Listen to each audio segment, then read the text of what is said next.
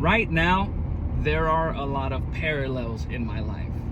And I'll explain what I mean. So last Wednesday to be precise, I was with AJ. A lot of you that have been following me know about AJ the horse.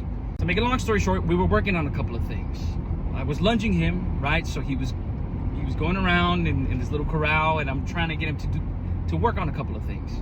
Let's just say he was not having it. He was not having it. He was kicking and throwing a fit.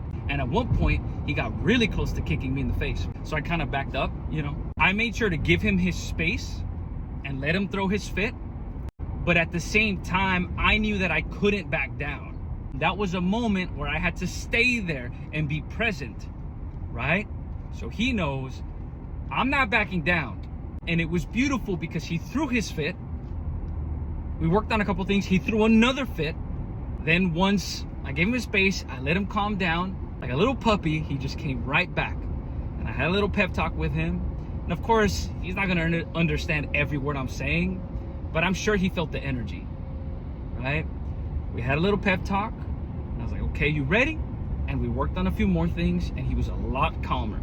And then I saddled him up. We had a great ride, and it was a beautiful day. And especially towards the end, he was just the sweetest guy.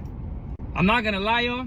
Life was kicking my ass. I was just doubting myself for so many reasons. Some of you that have been following me know what I'm talking about. And there's also stuff that I haven't mentioned on social media. Between my job laying me off and my car getting flooded and getting totaled, and there's more on top of that. It just felt like, holy crap.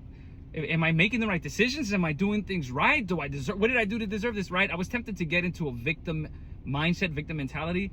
And then I thought, no, right?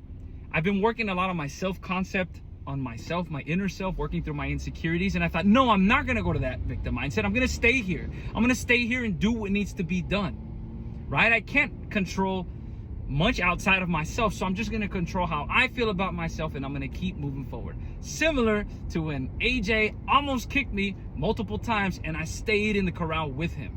And so now it feels like, at least energetically, life is like, okay, I made it through the storm, and now it feels like a new beginning, and there's a calm that's sort of happening. At least it's an inner calm, an inner belief in myself. So I just think it's interesting how horses, music, dancing, all the stuff I'm doing is kind of intertwining. It's kind of doing this. And it's all just a big metaphor for life.